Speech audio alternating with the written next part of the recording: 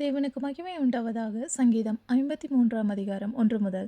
தேவன் இல்லை என்று மதிகேடன் தன் இருதயத்தில் சொல்லிக் கொள்கிறான். அவர்கள் தங்களை கெடுத்து அருவருப்பான காரியங்களை செய்து வருகிறார்கள். நன்மை செய்கிறவன் ஒருவனுமில்லை. தேவனை தேடுகிற உணர்வுள்ளவன் உண்டோ என்று பார்க்க தேவன் பரலோகத்திலிருந்த மனுபுத்திரரை கண்ணோக்கினார். அவர்கள் எல்லோரும் வழி விலகி ஏகமாய் கெட்டுப் போனார்கள். நன்மை செய்கிறவன் இல்லை, ஒருவனாகிலும் இல்லை. அக்கிரமக்காரருக்கு அறிவில்லையா? அப்பத்தை பட்சிக்கிறது போல் என் ஜனத்தை பட்சிக்கிறார்களே. அவர்கள் தேவனை தொழுது கொள்கிறதில்லை. உனக்கு விரோதமாய் பாளையம் இறங்கினவனுடைய எலும்புகளை தேவன் சிதற பண்ணினபடியால் பயமில்லாத இடத்தில் மிகவும் பயந்தார்கள். தேவன் அவர்களை வெறுத்தபடியினால் நீ அவர்களை வெட்கப்படுத்தினார்.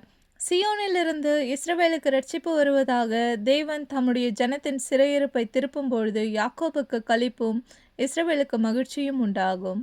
தேவனுடைய வாக்கியங்கள் நம்மை தேற்றுவதாக. தேவன் தாமே நம் ஒவ்வொருவரையும் ஆசீர்வதிப்பாராக. ஆமேன்.